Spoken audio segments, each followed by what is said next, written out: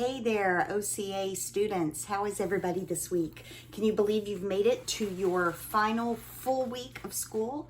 You've done a great job. I hear a lot of talk from Mrs. King and your teachers, how proud they are of all of you. And I am also very proud of you for adjusting in this difficult time, in this weird way of finishing the school year. But it is our last full week of school, so this will be our last full lesson, and then I just have something special to share with you for next week. Today, we're going to talk about the word prodigy. Prodigy is a word that refers to someone, almost always a child, who is naturally or God-gifted in an area like music, for example, where their abilities are so far surpassing what it would be if they had been trained. Their natural ability and their God-given abilities cause them to become a master of their subject, whether it's math or music or whatever area. They become a master even as a young child without having to learn every little thing that comes naturally to them. So today I'm going to read you a story. It is a beautiful book that I'm going to share with you. And the story is a true story of a little girl who was a child prodigy. She began composing music as a very young child.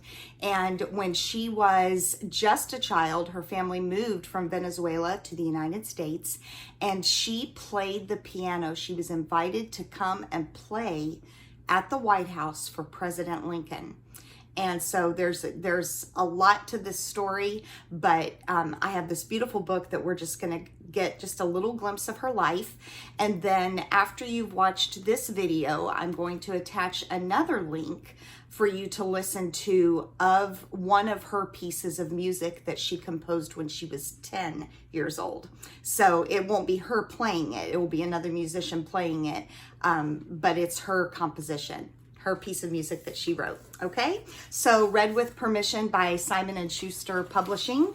The name of the book is Dancing Hands, and it's written by Margarita Engle, and it's the story of how Teresa Carreno played the piano for President Lincoln.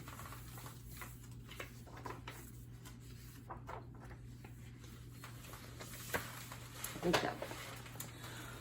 When Teresa was a little girl in Venezuela, Mama sang lullabies while Papa showed Teresita how to let her happy hands dance across all the beautiful dark and light keys of a piano.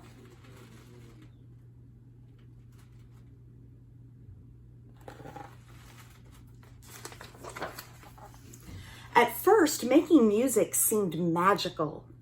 But Teresa soon learned that playing a piano could be hard work. Sometimes she had to struggle to make the stubborn music behave as she practiced gentle songs that sounded like colorful birds singing in the dark and light branches of a shade-dappled mango tree, and powerful songs that roared like prowling jaguars beside towering waterfalls in a mysterious green jungle.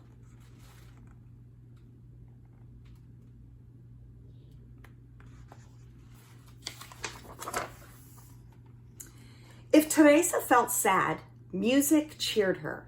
And when she was happy, the piano helped her share bursts of joy.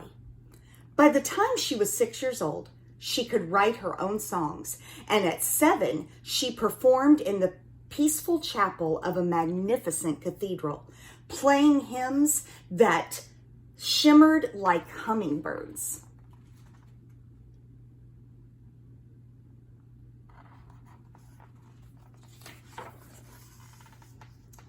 Music was Teresita's delight, but suddenly, when she was 8 years old, a war changed everything.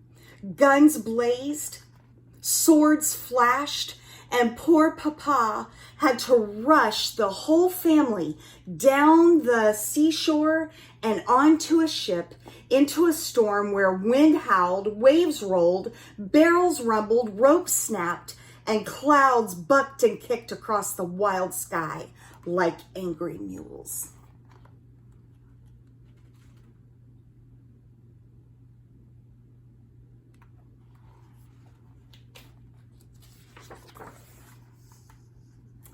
By the time the ship arrived in New York, Teresa felt lost. She was homesick.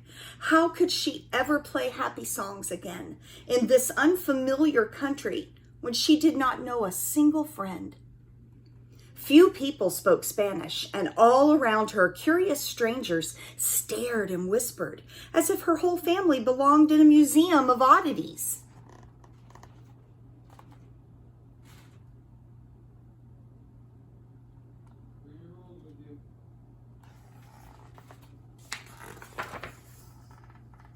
Worst of all, there was fighting here too. The horrible Civil War, North battling South as soldiers marched and newspaper boys hollered about victories, defeats, funerals, and fears.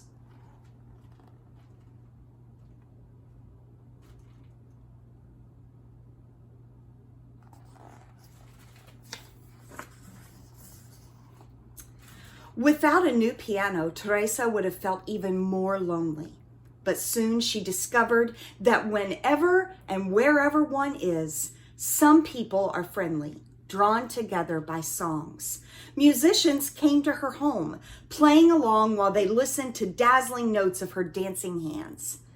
Determined to improve, Teresa practiced graceful waltzes and sonatas, booming symphonies and lively folk songs, her strong hands accepting the challenge of life's many dark and light moods.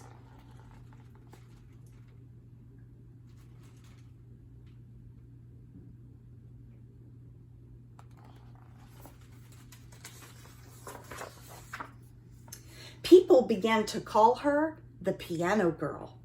Her picture was in the newspaper and on posters advertising concerts where she performed with great orchestras that invited her to play solos. Teresa triumphed in enormous theaters where children clapped and cheered while their parents stood up and tossed roses.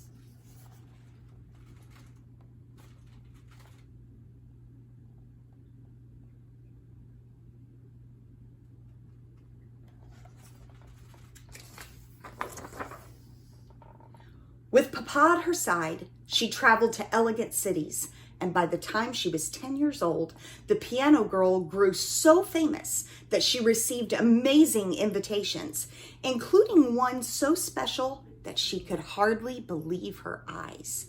President Abraham Lincoln wanted her to play for his whole family at the White House.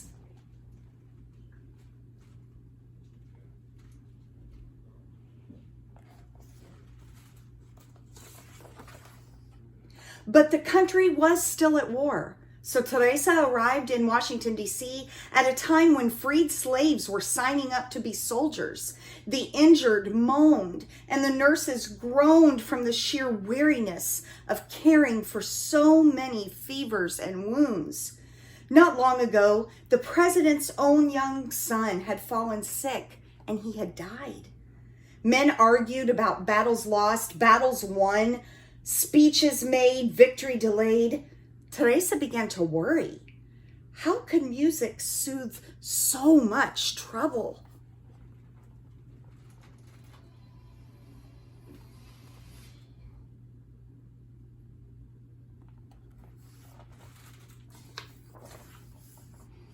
Poor Abraham Lincoln. Teresa hoped she could entertain the president, his grieving wife, and their 2 surviving sons.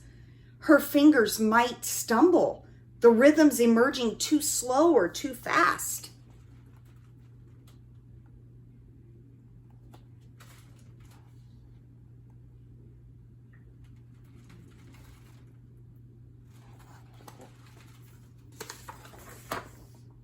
But Teresa was brave, and she believed in trying her best. So she entered the White House silently, clutching Papa's hand fiercely as they stepped into a room so red that it looked like a storm or a sunrise.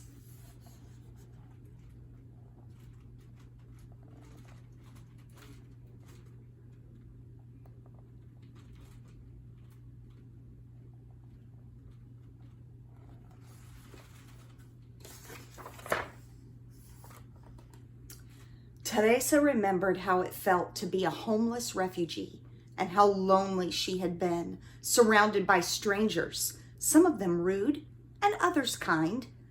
The memory of meeting past challenges now helped her fingers dance, celebrating the way life had turned out to be a mixture of all sorts of feelings, happy and sad. But the piano was poorly tuned, making her music sound ugly, she thought. What should she do? Refuse to play? She stopped, feeling discouraged, until Mr. Lincoln himself smiled kindly and asked for his favorite song. Listen to the Mockingbird.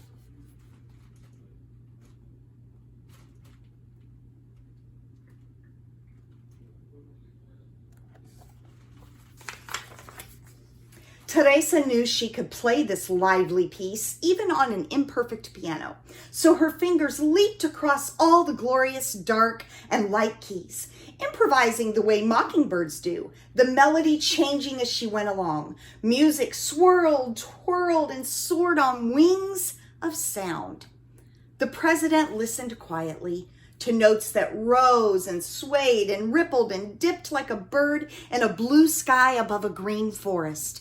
He closed his eyes, nodded his head, stretched his long fingertips, and tapped the tips of his shiny shoes.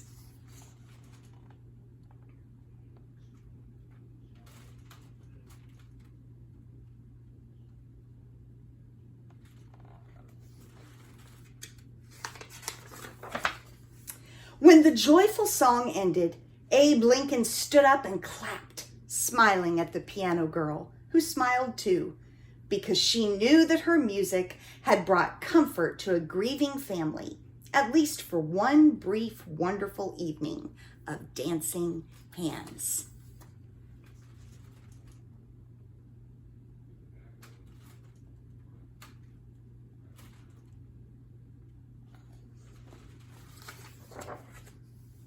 From then on, Teresa felt certain she would always be bold enough to share her musical courage anywhere in the world, simply by letting her fingers travel all across the beautiful dark and light moments of hope.